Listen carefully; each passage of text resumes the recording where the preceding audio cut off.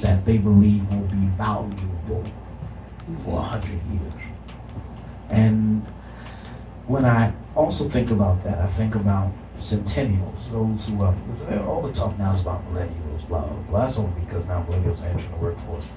But centennials, those born after the year 2000, it is believed, especially those born like 2000, 2005, all that, we got some sitting here, it is believed that because of technology, because of where we are in health and in some certain other areas, that they are going to be 22nd century kids.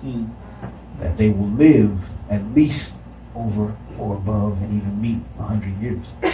So in the vitality factor of that, that means that as we emerge on the scene for the future, should the Lord please come, we have to begin to think at a wave of how to touch and minister to them as they're serving and as they're sharing, because they're going to have a broader space to operate than we've ever seen before.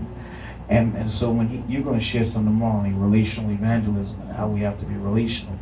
And I think that, and more importantly than ever, I remember one time I heard someone say something that I thought was just so powerful. He said that when imparting into those who are connected to you, those you mentor, those you follow spiritually and all of that, you don't just want to impart and embed your vision, but your values. Yes. And I believe that we have to return back to character. Amen. Because we've gotten so excited over gifts and all of that. Thank you, Jesus. And that's fleeting. Because once the gift is out the picture, Spirit of God is everywhere. There's just a monument of what was at the very same time.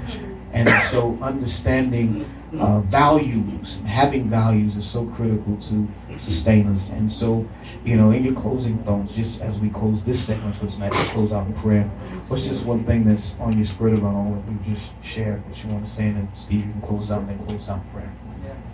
Yeah.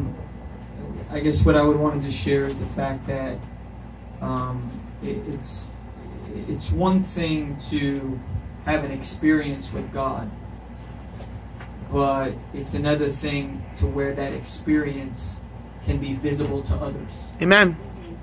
And my mind goes back to the disciples when they had took note of them, that they had been with Jesus. Yes, they could see it. Yes. And I think what happens is, if anybody knows about good food, a lot of times when you cook food, the good food that tastes really good has been seasoned for a while. Yes, marinated. Marinate into the sauce. You let it. How many? I don't know if anybody from the island, but in Miami you got Caribbean, you got Jamaican, Bahamian, and so they say simmer. It's simmer. Simmer. Simmer. Right? Yeah. And so I think in order for us, we say, we're talking, oh yeah, relational, but what does that really mean in the context of our everyday life? Once we abide in the vine, the branch cannot bear fruit of itself. Yes, come on now. Right? So back in the day, like, a couple years ago, what did they say? Do it for the vine? Do it for the vine? I can't. But Jesus is the vine. Yes.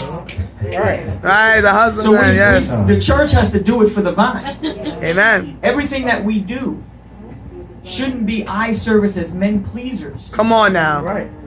Come on now. We should do it for the vine, which is Jesus Christ. And when we marinate in His presence, then that will be radiant to the people that we come in contact with. Wow.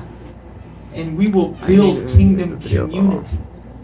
Because, and I'll say this and I'll give it to Dr. Tice, what we've done is, when we look at kingdom community, there's many homes within a specific zip code. Yes. What the church is doing now is that every house has its own zip code. Because when you're in a certain geographical area, certain zip codes in cities have to follow the same codes of building. You can't just do things on your own. Right. And so when we come together and we unify, because you can't spell unity and not spell community. The word unity is in community, but the enemy wants division. Yes. And so it's very important important for us to gather together, even through the differences of our opinions, to come together and build one another up. God has given you a word.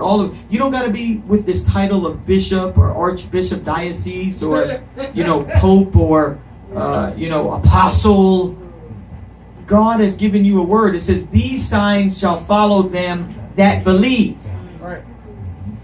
Believers don't follow signs. Amen. Signs Follow follow believers.